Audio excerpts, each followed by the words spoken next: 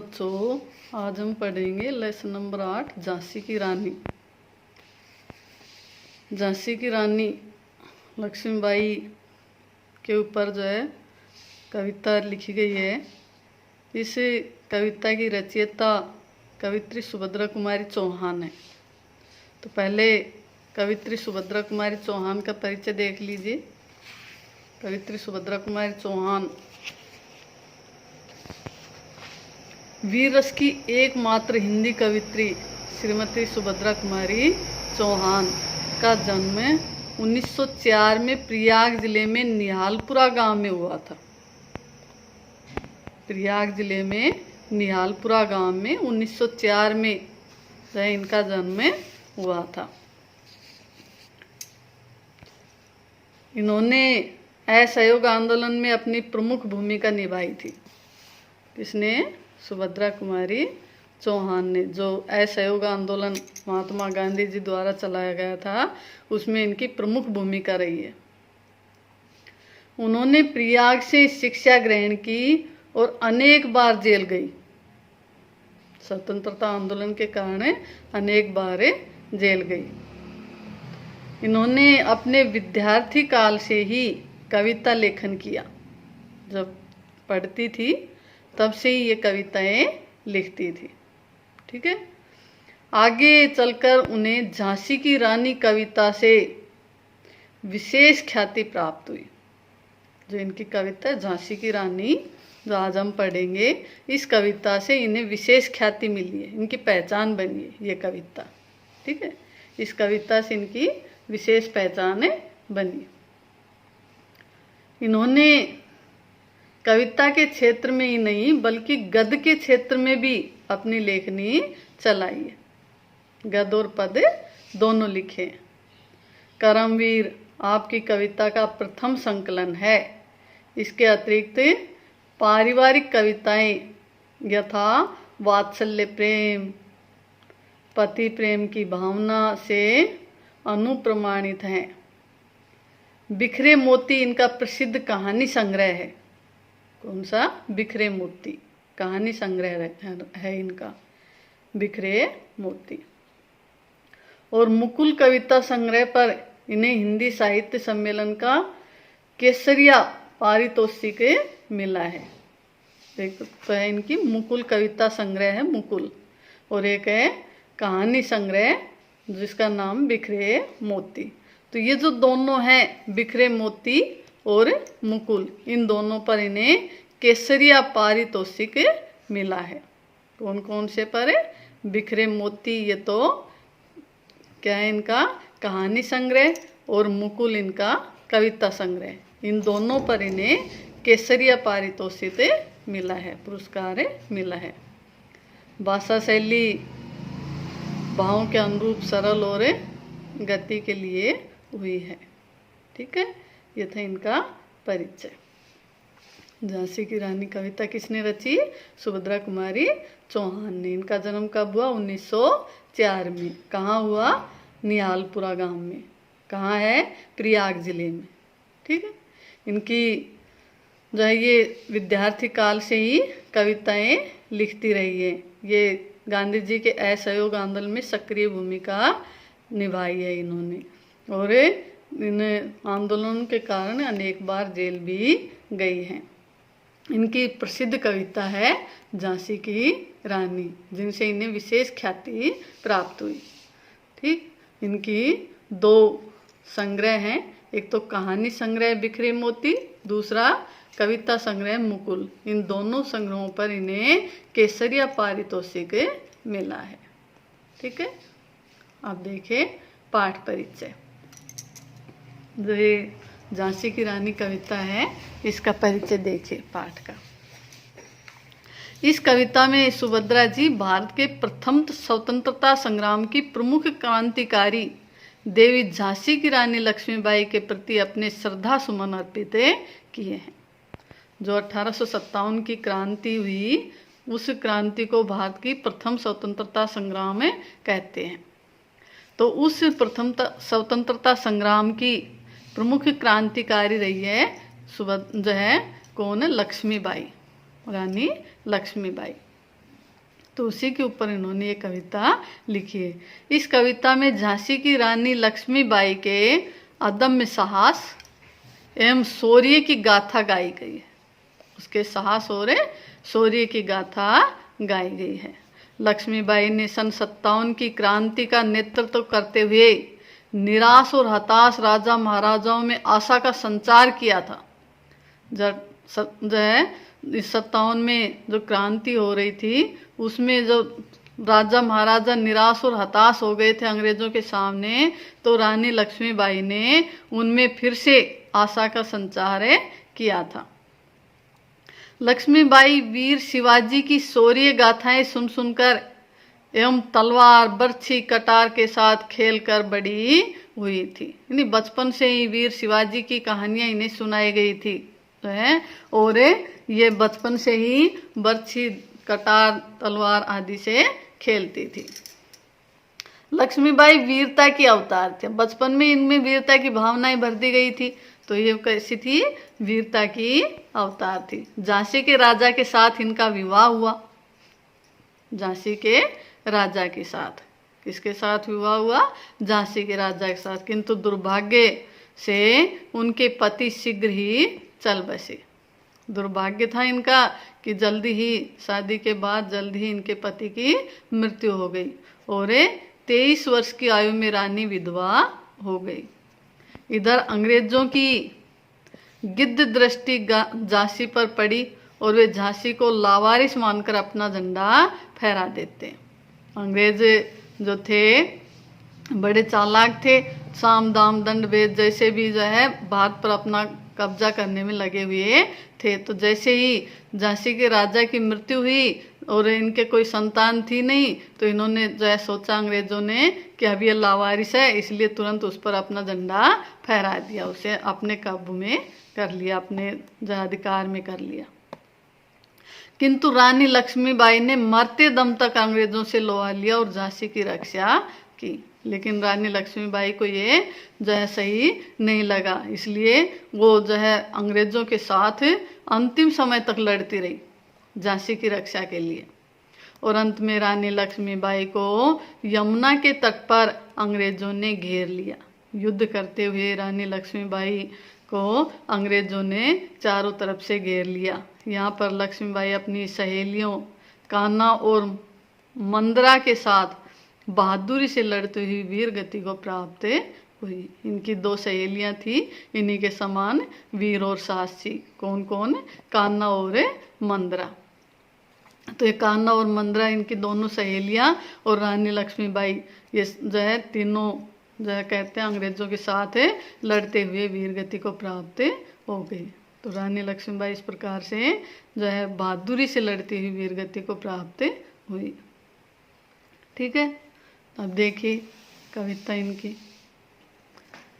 रानी लक्ष्मीबाई। सिंहासन हिल उठे, राजवंशों ने भ्रकुटी तानी थी, बूढ़े भारत में भी आई फिर से नई जवानी थी। गुमी हुई आज़ादी की कीमत सबने पहचानी थी, दूर फिरंगी को करने की सबने मन में ठानी थी। चमक उठी सन 57 में वह तलवार पुरानी थी, बुंदेले हर बोलों के मुंह हमने सुनी कहानी थी, खूब लड़ी मर्दानी वह तो झांसी वाली रानी थी। सुभद्रा कुमारी चौहान कहती है कि बुंदेलखंड के हर बोलों के गीतों से हमने यह कहानी सुनी थी कि रानी लक्ष्मीबाई मर्दों की तरह अंग्रेजों के साथ खूब लड़ी। कौन है? रानी लक्ष्मीबाई। झांसी की रानी लक्ष्मीबाई अंग्रेजों के साथ मर्दों की तरह लड़ते हुए वीरगति को प्राप्त हुई, तो खूब उनके साथ युद्ध किया। कैसे? देखिए इसके शब्दार्थ देख ले पहले। सिंहासन यानी शासन या राजा लोग, हिल उठे यानी परिवर्तन हुआ उनमें या उनमें खलबली मच गई। भ्रकुटी तानी यानी क्रोध करना, भ्रकुटी तानी क्रोध करना, बोई तन जाना।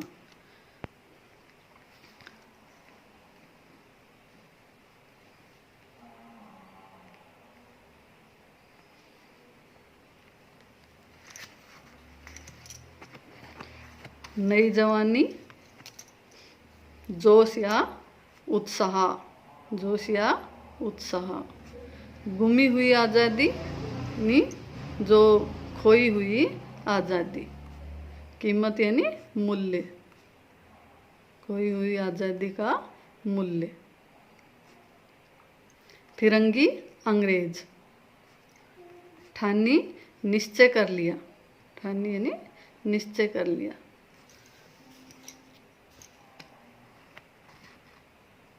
बुंदेल हर बोले, बुंदेलखंड के जो विशेष जाति है बुंदेलखंड की, जो है महाराजाओं के यश गाती है अपने गीतों के माध्यम से। मर्दानी, मर्दों जैसी वीर बलवान, ठीक है, मर्दों जैसी वीर बलवान। आज देखिए इसका अर्थ। सिंहासन हिल उठे, राजवंशों ने भ्रकुटी तानी थी। कवित्री सुभद्रा कुमारी चौहान कहती है कि अंग्रेजों को भगाकर देश को आज़ाद करने के लिए प्रयास सन 1857 में सिपाही विद्रोह के रूप में शुरू होकर व्यापक हो गया था और अनेक देशी राजाओं ने अंग्रेजों के विरुद्ध बगावतें कर दी थी। इसके परिणाम स्वरूप राजाओं का सिंहासन डोल उठा था। सिंहासन हिल उठे, राजाओं के सिंहासन हिल उठे थे, डोल उठे थे, जो है परिवर्तन आ गया था, खलबली मच गई थी राजाओं में। उसे देखकर ऐसा लगता था जैसे बूढ़े भारत में जवानी आ गई हो। बूढ़े भारत में भी आई फिर से नई जवानी थी। इस प्रकार से क्रोध में आकर के जो राजा जो है अंग्रेजों के विरोध में खड़े हो गए थे, जो है उनसे लड़ने के लिए खड़े हो गए थे, तो इससे ऐसा लग रहा था जैसे बूढ़े भारत में फिर से जवानी आ गई है। यानी जो भारत अंग्रेजों का गुलाम बन कर के रह रहा था, आज उन्होंने सिर उठा लिया था और उनके विरोध में खड़े हो गए थे। इससे ऐसा लगता है मानो कि बूढ़े भारत में फिर से जवानी आ गई थी। गुमी हुई आज़ादी की कीमत सबने पहचानी थी, दूर फिरंगी को करने की सबने मन में ठानी थी। अब जो है उसे सबने जो है अपनी जो आज़ादी गुमा चुके थे, खो चुके थे, उस आज़ादी की कीमत अब सबने पहचान ली थी। उस आज़ादी के मूल्य को सब पहचान गए थे। इसलिए सबने अब अपने मन में ठान लिया था, क्या मन में ठान लिया था? दूर फिरंगी को करने की। सबने अंग्रेजों को जो है भारत से दूर भगाने का मन में ठान लिया था। सबने निश्चय कर लिया था कि कुछ भी हो जाए अब अंग्रेजों को भारत से दूर भगा देंगे।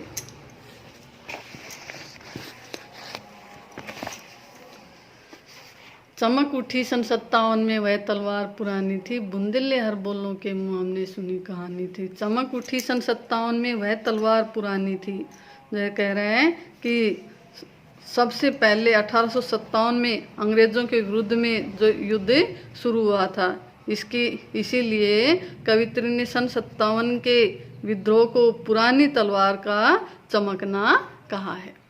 ठीक है, 1857 में अंग्रेज़ों के विरोध में जो है बहुत पहले जो विद्रोह शुरू हुआ था, उसी को रानी लक्ष्मीबाई ने क्या कहा है? पुरानी तलवार का चमकना। तो चमक उठी सन 57 में वह तलवार पुरानी थी। 1857 में जो युद्ध के लिए तलवारें उठी वो पुरानी तलवार थी, अर्थात ये युद्ध बहुत पुराना था, अंग्रेजों के विरोध में बहुत पुराना युद्ध था। बुंदेले हर बोलों के मुँह हमने सुनी कहानी थी। सुभद्रा कुमारी चौहान कहती हैं कि बुंदेलखंड के जो हर बोले जाती है उनके मुंह से या उनके गीतों से हमने रानी लक्ष्मीबाई की यह कहानी सुनी थी। कौन सी कहानी? खूब लड़ी मर्दानी वह तो झांसी वाली रानी थी। कि वो झांसी वाली रानी थी, झांसी की रानी लक्ष्मीबाई थी, जो अंग्रेजों के साथ मर्दों की तरह युद्ध किया था। कानपुर की नाना की मुँह बोली बहन छबीली थी, लक्ष्मीबाई नाम पिता की वह संतान अकेली थी। नाना के संग पढ़ती थी वह, नाना के संग खेली थी, बरछी ढाल कृपाण कटारी उनकी यही सहेली थी। वीर शिवाजी की गाथाएं उनको याद जबानी थी, बुंदेले हर बोलों के मुंह हमने सुनी कहानी थी, खूब लड़ी मर्दानी वह तो झांसी वाली रानी थी। कानपुर के नाना की मुंह बोली बहन छबीली थी। कानपुर के जो नाना साहब थे रानी लक्ष्मीबाई, उनकी मुंह बोली बहन थी। छबीली अच्छे छवि वाली, अच्छी छवि वाली सुंदर जो है लक्ष्मीबाई कानपुर के नाना की मुंह बोली बहन थी। लक्ष्मीबाई नाम पिता की वह संतान अकेली थी। इनका नाम लक्ष्मीबाई था और ये अपने माता पिता की अकेली संतान थी, यानी एकमात्र संतान थी। नाना के संग पढ़ती थी, वह नाना के संग खेलती थी, और नाना के साथ ही पढ़ती थी और उसी के साथ ही खेलती थी। बरछी ढाल कृपाण कटारी उसकी यही सहेली थी। अब बचपन में जय अपने साथ क्या रखती, बरछी ढाल कृपाण और कटारी, इनको अपने साथ रखती, अर्थात यही इनकी सहेलियां थी, इन्हीं से ये खेला करती थी। वीर शिवाजी की गाथाएं उसको याद जुबानी थी और उन्हें बचपन में ही जुबानी यानी मौखिक रूप से शिवाजी की गाथाएं याद थी। शिवाजी की जो है गाथाएं कहानियां इनको मौखिक रूप से याद थी। बुंदेले हर बोलों के मुँह हमने सुनी कहानी थी, खूब लड़े मर्दानी वह तो झांसी वाली रानी थी। बुंदेलखंड के हर बोलों के मुँह से हमने ये कहानियाँ सुनी थी। हमने जो है हर बोलों के गीतों से ये कहानियाँ सुनी थी कि रानी लक्ष्मीबाई थी जो अंग्रेजों के साथ मर्दों की तरह खूब लड़ी थी। ठीक, लक्ष्मी थी या दुर्गा थी वह स्वयं वीरता की अवतार, देख मराठे पुलकित होते उसकी तलवारों के वार, नकली युद्ध व्यूह की रचना और खेलना, खूब शिकार सैन्य घेरना दुर्ग तोड़ना, ये थे उनके प्रिय खिलवाड़। महाराष्ट्र कुल देवी उसकी भी आराध्य भवानी थी, बुंदेले हर बोलों के मुंह हमने सुनी कहानी थी, खूब लड़ी मर्दानी वह तो झांसी वाली रानी थी।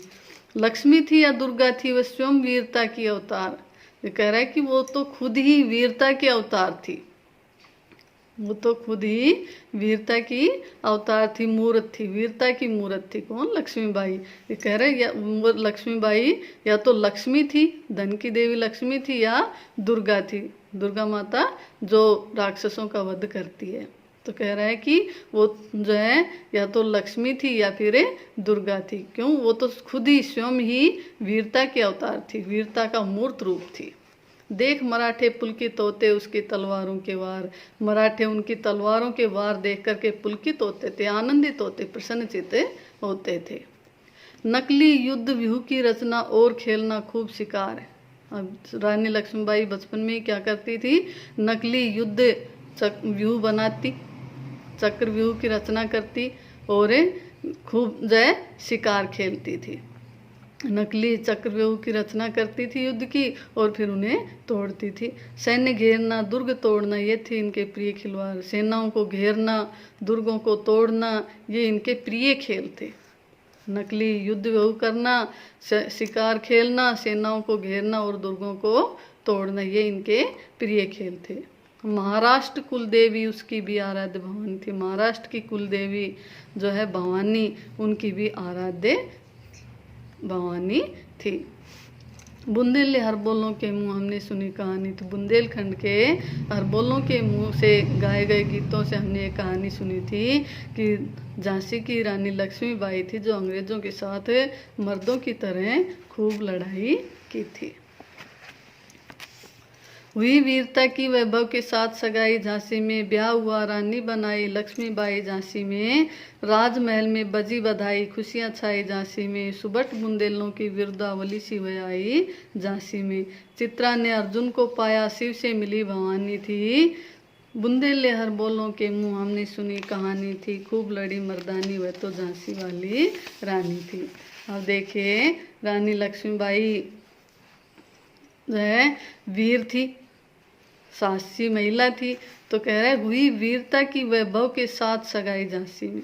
लक्ष्मीबाई का की जो है जो खुद वीरता की अवतार थी, वीर थी, उसकी वैभव के साथ, वैभव यानी धन संपन्नता के साथ, अर्थात राजा के साथ। कहाँ जो है, कहाँ के राजा? झांसी के राजा कौन है? गंगाधर राव। तो रानी लक्ष्मीबाई की सगाई झांसी के राजा गंगाधर राव के साथ हुई, इसलिए जो है गंगाधर राव जो राजा थे, धन संपन्न थे, इसलिए उन्हें वैभवशाली कहा है। और रानी लक्ष्मीबाई वीरता से भरी हुई थी, इसलिए उनको वीरता कहा है। तो वीरता की वैभव से सगाई हुई, अर्थात लक्ष्मीबाई का जो है सगाई झांसी के राजा गंगाधर राव के साथ हुई। ब्याह हुआ, रानी बनाई लक्ष्मीबाई झांसी में। अब इन दोनों का विवाह हो गया और रानी लक्ष्मीबाई झांसी में रानी बनकर आ गई, झांसी की रानी बन गई। राजमहल में बजी बधाई, खुशियाँ छाई झांसी में। राजमहल में बधाइयाँ बजने लगी, रानी लक्ष्मीबाई के आने से पूरे झांसी में खुशियाँ छा गई और राजमहल में बधाइयाँ बजने लगी। सुबट बुंदेलों की विरदावली सी वह आई झांसी में। वह रानी लक्ष्मीबाई सुबट बुंदेलों की विरदावली सी वह आई झांसी में, मानो कि उसके रूप में वीर योद्धाओं की विरदावली यानी गुण समूह ही झांसी में आ गया हो। चित्रा ने अर्जुन को पाया, शिव से मिली भवानी थी। इसी प्रकार उनका जो है जोड़ा मिला, जैसे चित्रा ने अर्जुन को प्राप्त किया था, चित्रा का विवाह अर्जुन के साथ हुआ था, जैसे भवानी का विवाह शिव जी के साथ हुआ था, ऐसे ही उनका भी विवाह संपन्न हुआ और ऐसी ही जोड़ी उनकी भी बनी, जैसे चित्रा के अर्जुन और शिव और भवानी की थी, ऐसी ही रानी लक्ष्मीबाई और गंगाधर राव की जोड़ी बनी।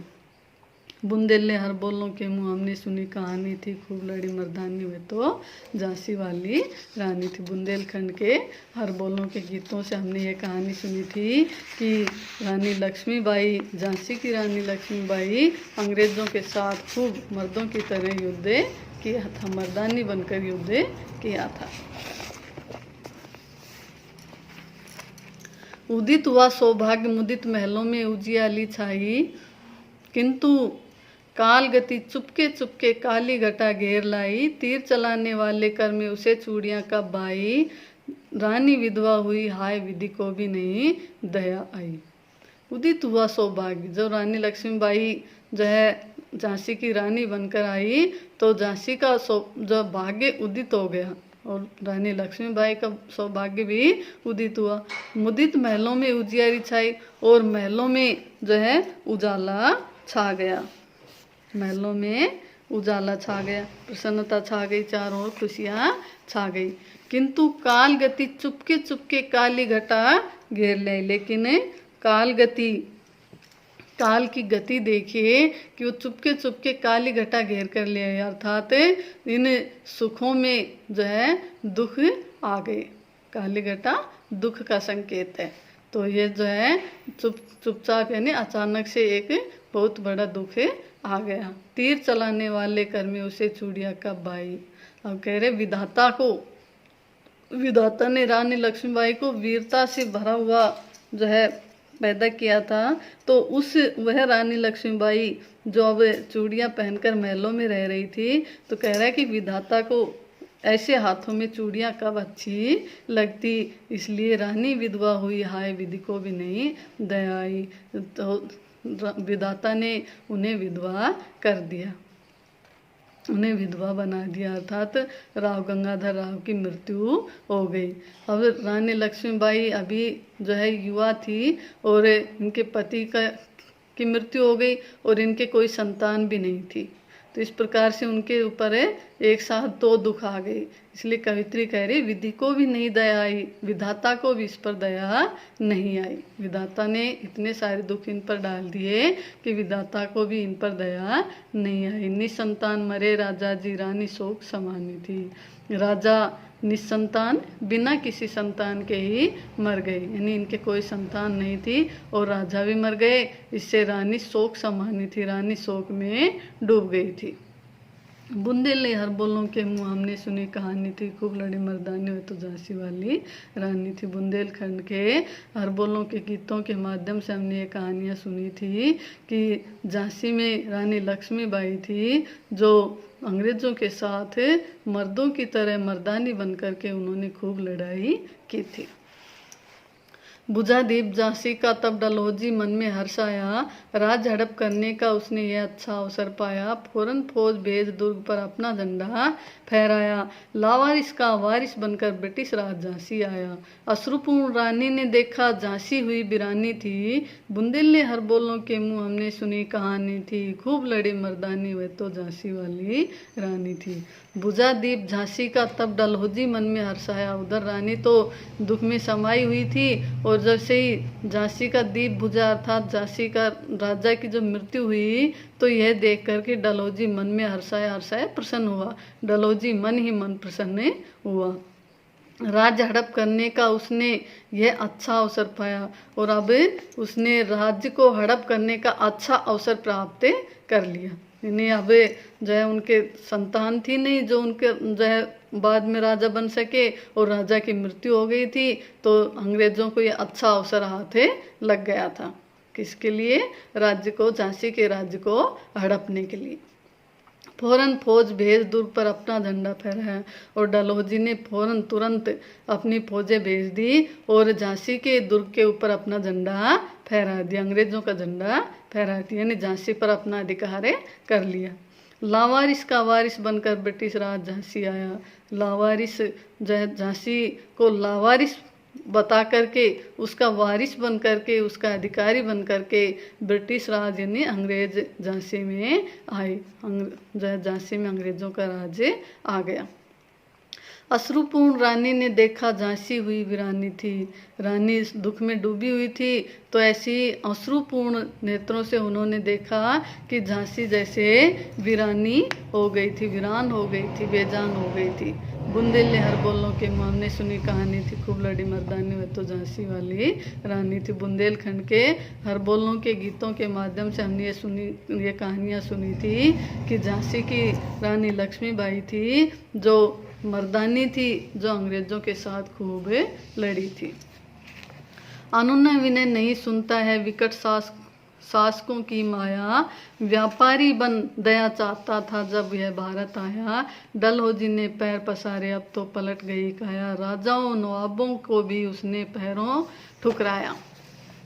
रानी दासी बनी यह दासी अब महारानी थी, बुंदेले हर बोलों के मुँह हमने सुनी कहानी थी, खूब लड़ी मर्दानी वह तो झांसी वाली रानी थी। अनुनय विनय नहीं सुनती है विकट शासकों की माया।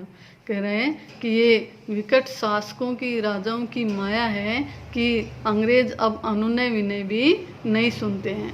जो अंग्रेज जो पहले व्यापारी बनकर भारत आए थे, भारतवासियों से दया चाहते थे कि हम पर दया करो, हमें यहाँ व्यापार करने दो, लेकिन अब वही अंग्रेज यहाँ शासक बन बैठे हैं और हम उनके सामने अनुनय विनय करते हैं, दया चाहते हैं, तो भी वो हम पर दया नहीं करते, हमारी नहीं सुनते हैं।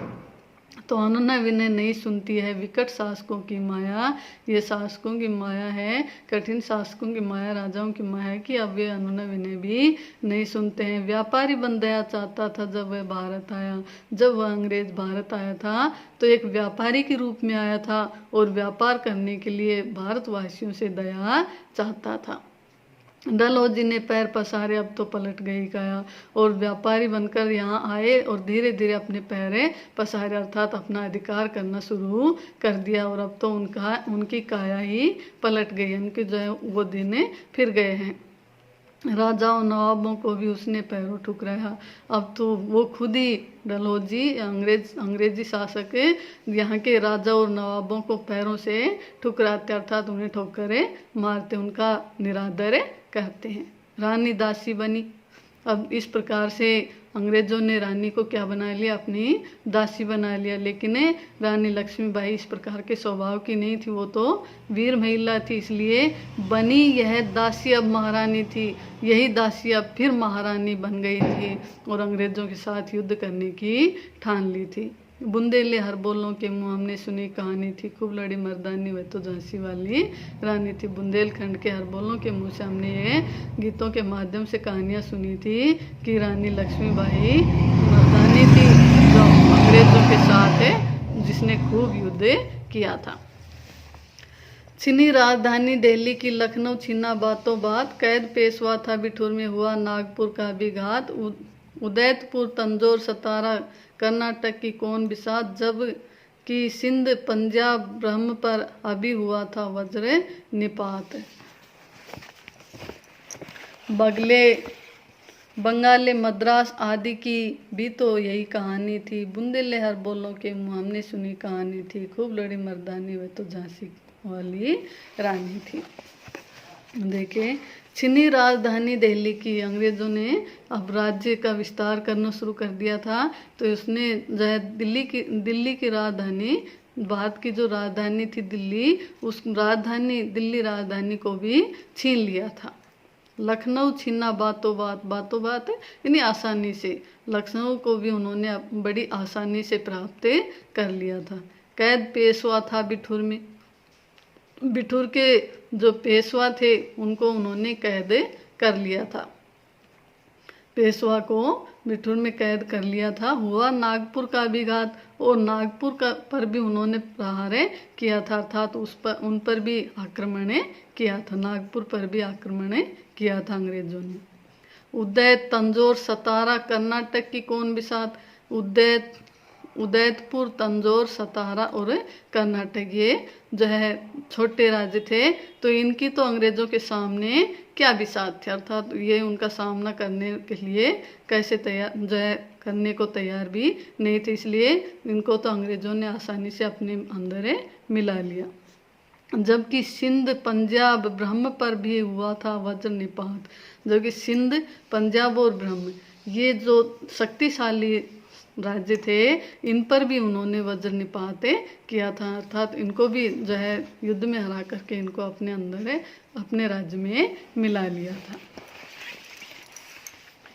बंगाली मद्रास आदि की भी तो यही कहानी थी, बंगाल मद्रास आदि की भी यही कहानी थी। बंगाल और मद्रास आदि को भी अंग्रेजों ने अपने शासन के जो है अपने बल से, अपनी ताकत से अपने शासन में मिला लिया था। बुंदेले हर बोलों के मुँह हमने सुनी कहानी थी, खूब लड़ी मर्दानी तो झांसी वाली रानी थी। बुंदेलखंड के हर बोलों के गीतों के माध्यम से हमने ये कहानी सुनी थी कि झांसी की रानी लक्ष्मीबाई थी, जो मर्दानी थी, जो अंग्रेजों के साथ खूब लड़ी थी। रानी रोई रनवासों में बेगम गम से थी बेजार, उनके गहने कपड़े बिकते थे कलकत्ते के बाजार, सरेआम नीलाम छापते थे अंग्रेजों के अखबार, नागपुर के जेवर ले लो लखनऊ के लो 9 लाख हार, यूं पर्दे की इज्जत परदेसी के हाथ बिकानी थी, बुंदेले हर बोलों के मुँह हमने सुनी कहानी थी, खूब लड़ी मर्दानी वह तो झांसी वाली रानी थी। रानी रोई रनवासों में, रनवास रानियों के महल, जहाँ रानियाँ रहती हैं महल का वो हिस्सा रनवास कहलाता है। तो रानियाँ अपने रनवासों में दुख से रो रही थी, क्योंकि अंग्रेजों ने राजाओं को हरा दिया था या उन्हें अपने वश में कर लिया था, इस प्रकार से वो उनके अधीन हो गए थे। तो रानियाँ भी उनके दुख से दुखी थी। बेगम गम से थी बेजार, जो बेगमें थी मुस्लिम राजाओं की जो स्त्रियां थी वो भी गम से दुख से बेजार थी, बहुत दुखी थी। अब रानियों और बेगमों के उनके गहने कपड़े बिकते थे कलकत्ते के बाजार।